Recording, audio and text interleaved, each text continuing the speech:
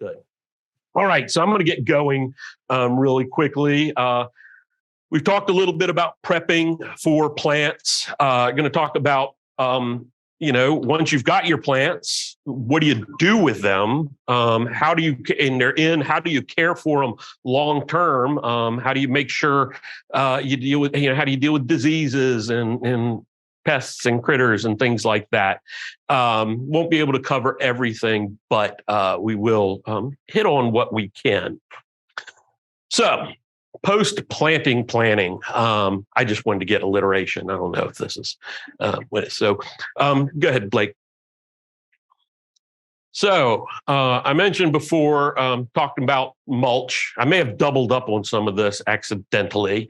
Go ahead and take that out. Let me go through this mulch stuff. I already talked about mulch. I will say one thing about mulch, one more thing about mulching. If you mulch too deep, when we do get cold weather, when we do get freezes, people out here, talk to somebody from up farther up north, people go out and spread sheets and things like that over their plants when it gets cold so they don't get damaged.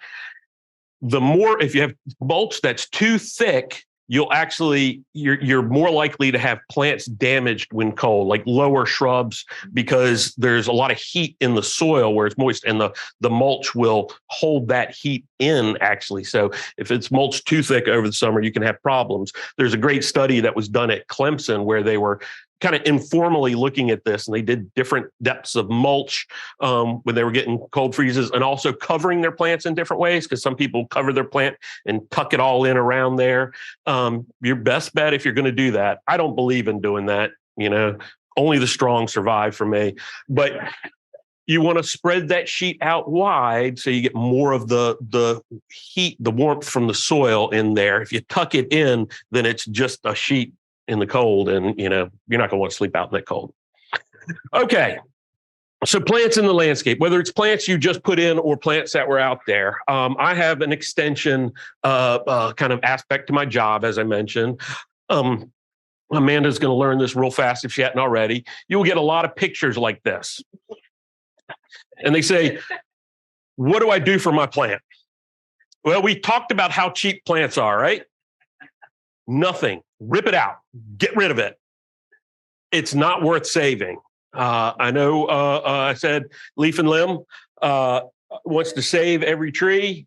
Sometimes it's not worth it. Sometimes you get rid of it. Yes, you could save this tree, but it's never going to be that centerpiece in front of whatever that is. Sometimes it needs to go. And part of the problem is it was planted too deep. I talked about planting. Don't dig your hole deep. You never want a tree to look like a telephone pole going in the ground. That means it's too deep. And when you get a plant from a nursery, balled and burlapped or in a container, don't assume that it is planted at the right depth in the container. Always take away that loose soil that's on the top. You want where the roots are to really be right up there by the surface. You plant it that way, and then you can mulch over the roots, not way up the stem, but that's what you want to do. And that's for shrubs or trees. Get that loose stuff off there, because when they're potting plants, they're potting up a lot of them. And sometimes when they go out of the nursery, depending on the nursery, they've pulled a bunch of weeds out as it's going to get loaded on the truck, and they throw some more soil on top so it looks pretty. So you want to make sure that you're pulling that away. The other thing, and this goes back to plant selection and planting and watering and plants drying out. I did say I water sometimes when it gets really dry. The smaller the plant, this is counterintuitive to people. The smaller the plant, the less you need to water it once it's in the landscape. If I plant a 3-gallon tree, or if I were to plant a larger tree, which I don't because I don't like digging holes, those plants need more water. You've got a lot more plant there. You've got relatively little root that's there. It's going to take them longer to get out into the soil and be able to take up water. I plant, if I had my way, I would never plant anything larger than, a quart size, little tiny size. Trees, shrubs, anything. those settle in so much better. I can plant those where there's heavy root competition, and those plants will find their way around and be able to settle in. Much more so than even just a 3-gallon plant. A 3-gallon plant, it takes a while for that plant to go out. And those are the ones where you do have to water more. I forget that other people want like instant landscapes. In my mind, gardening is, what do they say? The slowest of the performing arts. So you take time. Go ahead. I also get pictures like this, and people say, what do I spray on this? My plant gets this every year. And my response to that is, here at the Arboretum, we grow 8,000 different plants, and we're only scratching the surface. If your plant does this every year, unless it was smuggled out of Germany in the 40s by your grandmother and has been a family heirloom, it is not worth spraying it. Get rid of it. There are so many good plants out there. And plant people are weird about not getting rid of plants. This is a true story. A friend of mine has a house, I guess. And this plant is probably still there. And I was walking in one day, one of my first visits, and something thorny reached out and grabbed me and tore my pant leg. It was down by my ankle. And he said, I'm sorry about that. This stupid thing, it does that all the time. It's thorny. It grows so fast. I whack it back 2-3 times a year, and it just keeps growing up. It's awful. I never see any flowers on it because I'm always cutting it back. And I said, well, why don't you get rid of it? And he said, well, it's healthy. Why would you get rid of it? It's healthy. My two favorite things, my two favorite things are buying plants. I was going to say planting plants, buying plants, or even better, being given plants, and ripping them out. I love ripping out plants. I'll rip out plants I like. I'm like, I like you, but not enough. It's going. One of the greatest gardeners I've ever met, a garden writer, she's wonderful, genteel British woman, Pamela Harper. Look for her books. Most of them are probably out of print, but still so good. Great photographer. And I was talking to her, and this was the first time I met her, so we didn't know each other well. And it was just after her husband passed away. And she and her husband were just devoted to each other. They loved long marriage. They had moved to the U.S. long ago from England. And she was talking her garden. There's a turnaround in her front garden where the driveway goes around. And that's kind of the centerpiece of this magnificent garden. And she said, we were talking about the magnolias. The saucer magnolias were blooming amazing that year. And she said, oh, Jonathan loved the saucer magnolia in our turnaround garden. It reminded him of his youth in England. He had those planted around his home. He just reveled in it. I remember that word. He just reveled in it when it flowered. Now, remember, he had passed away about 2 months before this. And she said, but they only flower really well about 1 out of every 3 years here. So I had it taken out. That's a gardener. No sentimentality. Husband's gone. She's like, thank goodness I get rid of this thing. There's always a silver lining. Don't stick with plants that bug you, that bug you literally, or that are planted in front of your windows that get too big. My neighbor across the street, I have some surreptitious pictures of him out of a window with hedge trimmers, leaning way out, trimming shrubs because they're too high to get from the ground. He's on a slope, but they cover the windows. He hates the plants. Get rid of it. Plants are cheap. Next. A lot of insects out there. Those hibiscus and things like that. I just go, with my hibiscus. I'm like, yeah, once the beetles and sawflies and things get on there, I'm like, well, it's a lace leaf hibiscus. But seriously, I don't spray. We don't spray for insects out in the garden here. I don't spray at home. Not, I'd like to say it's entirely because we're being, eco-conscious but no, it's just spraying's nasty. It's gross. It stinks. It's toxic. If it's killing an insect, it's probably not great for you. I mean, let's be real. So when things get really buggy, cannas, they get the leaf rollers and things like that. Cut them, these herbaceous and perennial and semi-woody things, just cut them back and get rid of this stuff and let them resprout. Usually these kinds of things kind of come through and then are gone.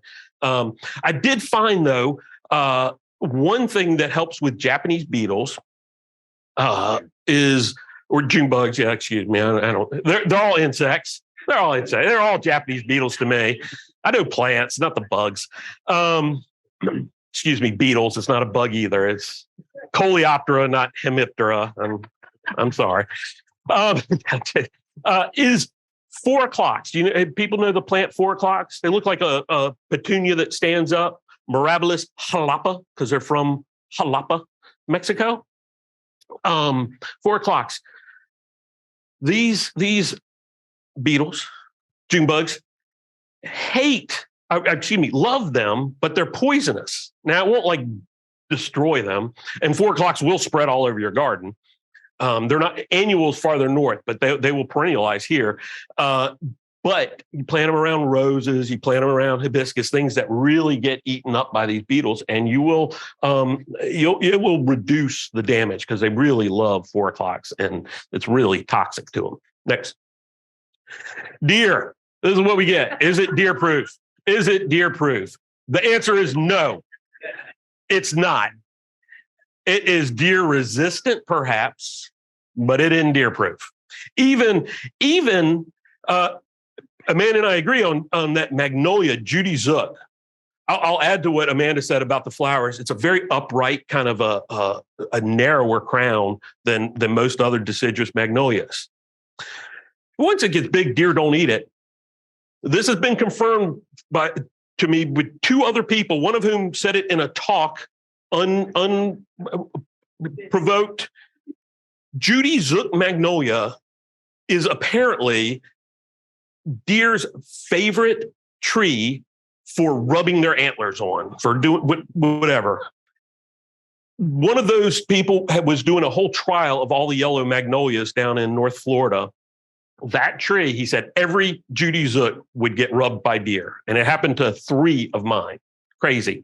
All right, go on. Well, hold on. Before you go on, I would say I wrote, help column, ask the experts, kind of, stump the chump column for a newspaper for about 10 years. And that would come in about every week, but I would address deer. And I'm like, there are all kinds of things you can do. You can spray, other than fencing them out, 8 to 10 foot fence.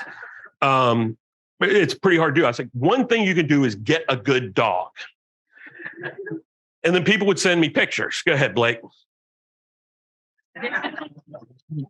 Go ahead.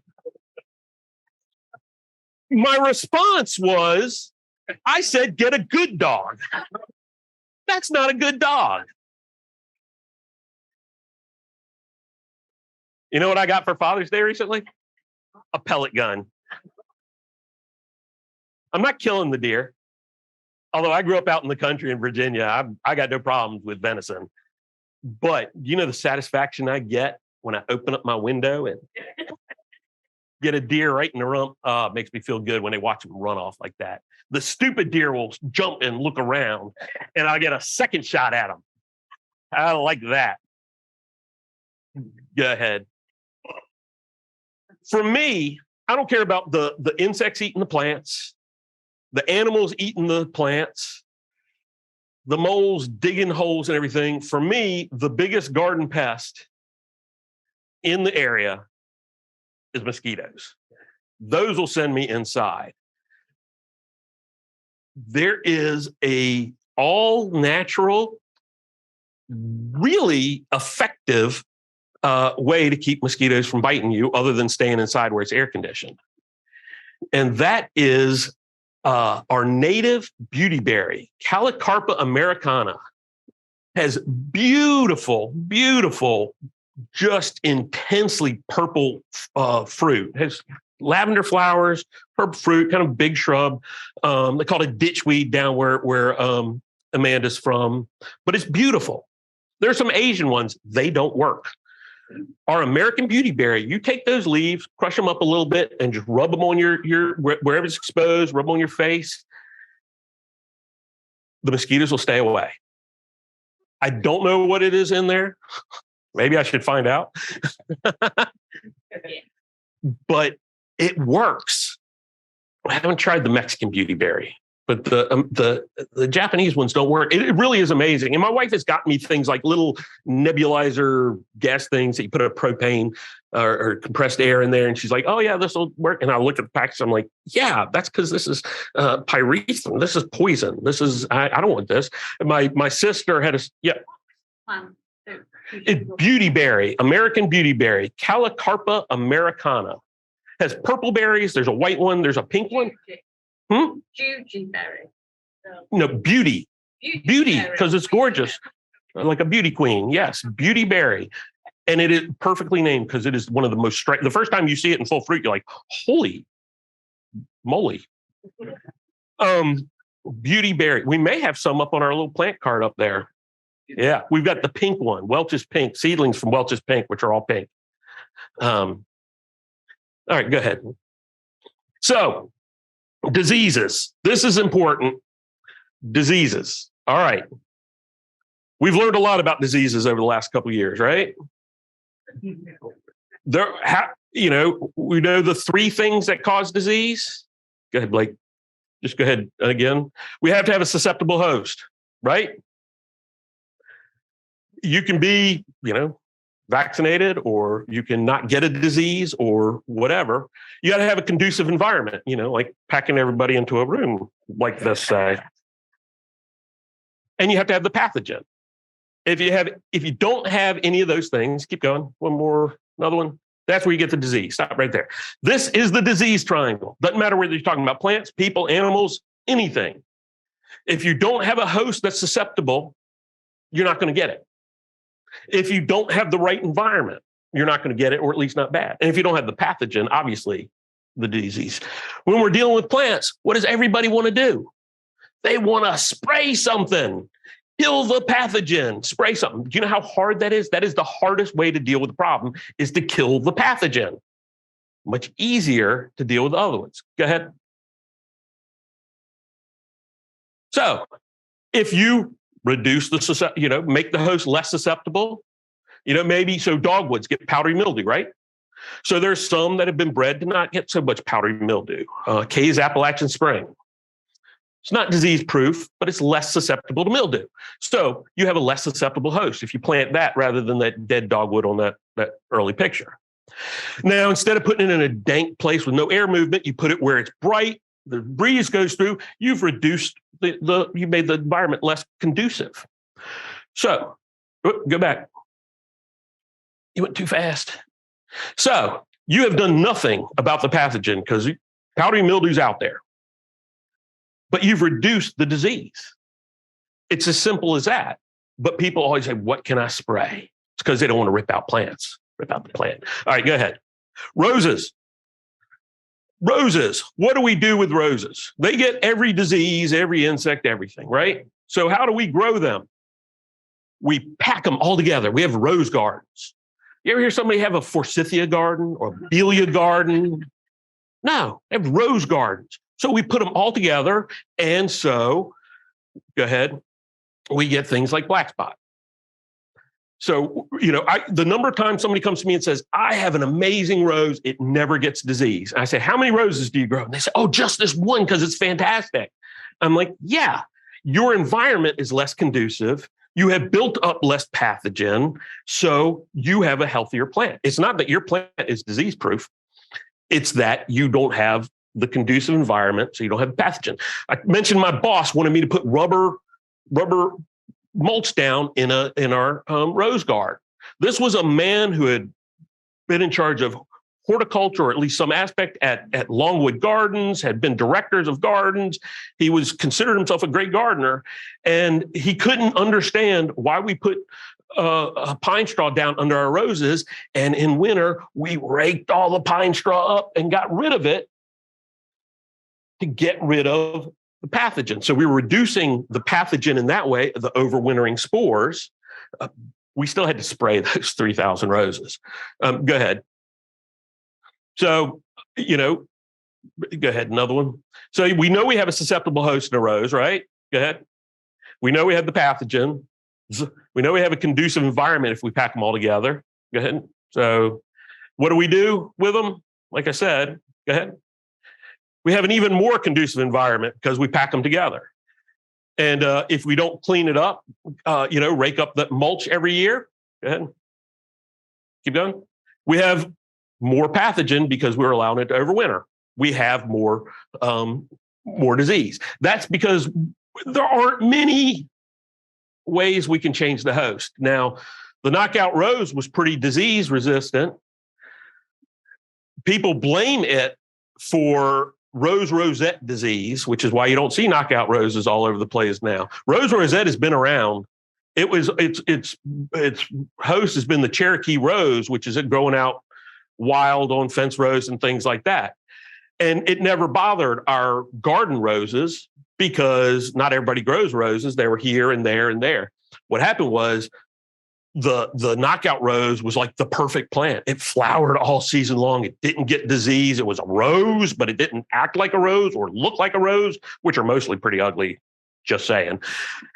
And so it was planted everywhere. It was planted municipally. It was planted by businesses as foundation. It was planted everywhere. And all of a sudden, that rose rosette disease that's carried by a mite on the Cherokee rose had little paths to follow around to get to your garden.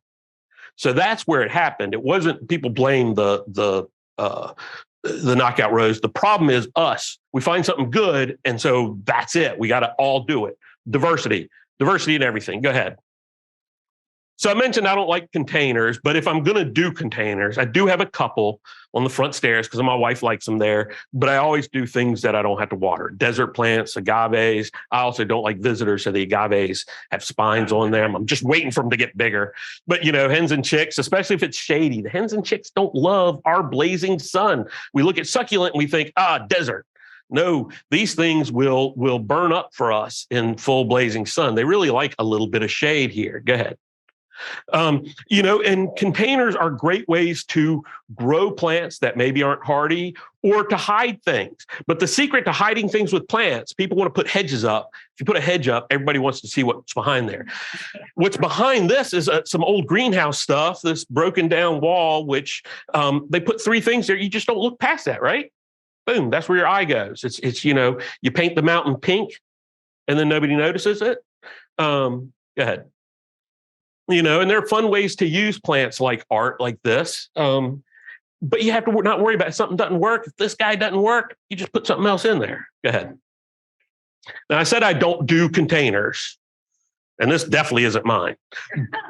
But if you are going to do a lot of containers, if you're on a balcony, it's one thing. But if you love plants in containers, if you group plants together in containers based on what they need, you can put the dry plants somewhere else, but put all the plants that need lots of water, like begonias and things, put those right up where you can get water to them easily. And that way you'll keep them watered, because I'm not going to. Go ahead. The other thing is to be accepting of weeds. Weeds are plants where you don't want them. Anything can be a weed. A little attitude adjustment. It's not a weed. So our winter symposium is going to be all about turning your lawns into pollinator lawns, to getting rid of lawns, tossing out the turf. It's going to be our winter symposium. So if you like that, I told my daughter and her friend one time that it used to be, and I think many of the people here are old enough to remember this, during the summer, when you were out running around the yard barefoot, what'd you do? You jumped over all the patches of clover, right? Because you're going to get stung on the bottom of your foot if you went through the clover, because there were bees all over the clover all summer long, right? It's because clover was put into grass mixes back then. Now everybody's got to have a perfect green carpet. And so the clover is a legume. It brings nitrogen into the soil, which the lawn wants. It is a great pollinator plant, but it keeps your lawn from being perfect and green. You know where lawns came from?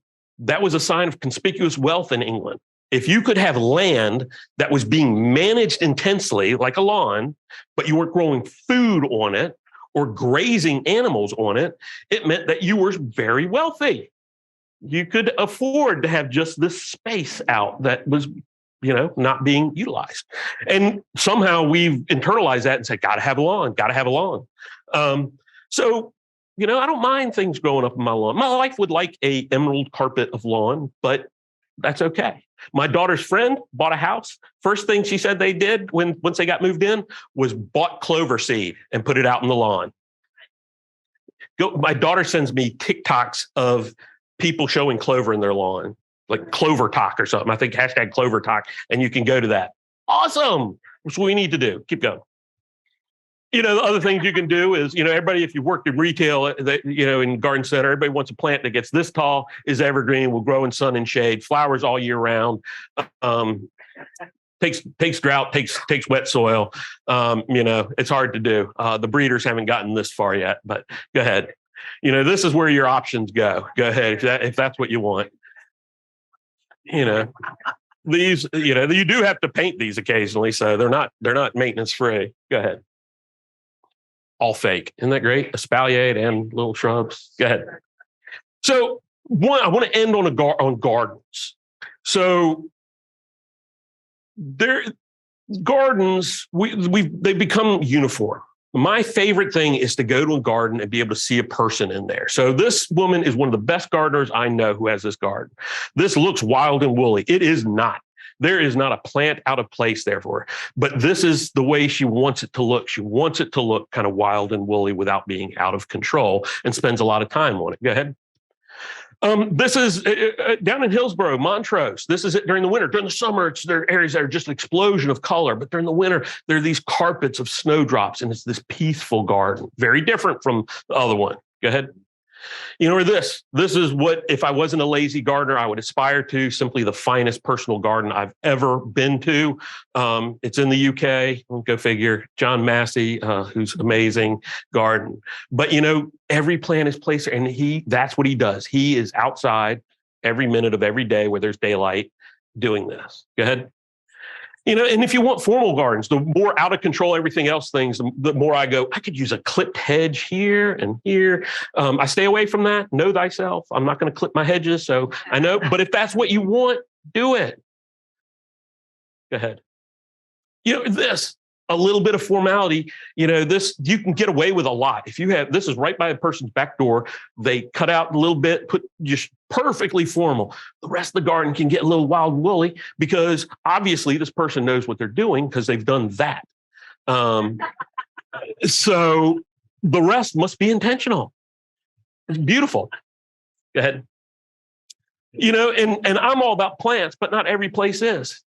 It was all about the sculpture, right? It wasn't that they wanted those great grasses behind there. It was that the grasses would give the movement that they wanted for the squid sculpture.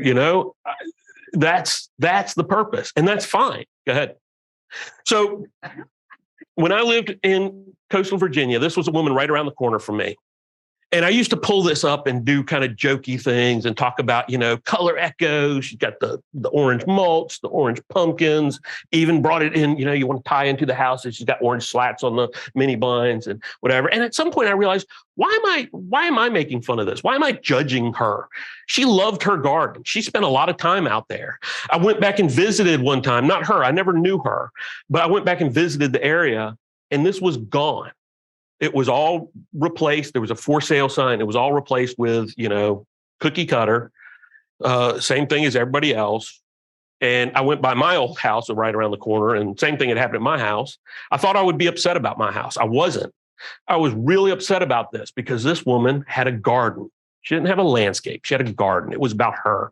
And I can go into the most amazing garden, and if it doesn't feel like it's a reflection of the person and what they want, I'm kind of on it. I want something that really speaks. If you want to have a million, little concrete sculptures of gnomes and deer and whatever, great.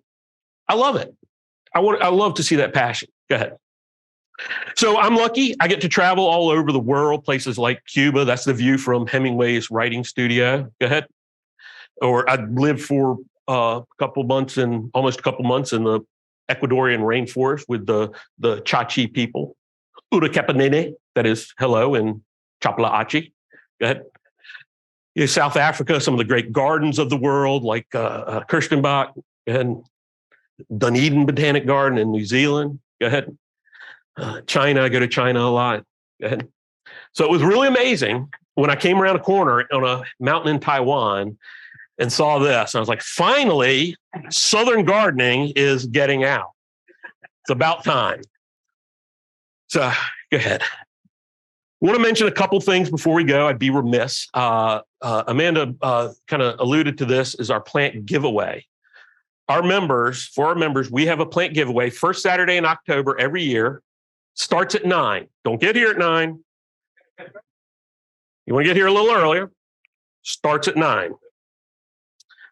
A lot of people get here at 7 and they set up chairs and they long. Here's a little secret for you. You don't really have to. We don't let you in the gate until a little bit later. And no matter if you're the first person or the last person in line, it doesn't really matter once we get going. But we get lined up. Go ahead. Get people behind the line. I will yell at you and shame you publicly if you cross that line. Arlene over there in the corner, she is looking into better speakers so I can better shame people for crossing the line. But we put out about roughly 4,000 plants every year, maybe a few hundred more, maybe a few hundred less. And they are free to our members on that day. Go ahead, as a thank you.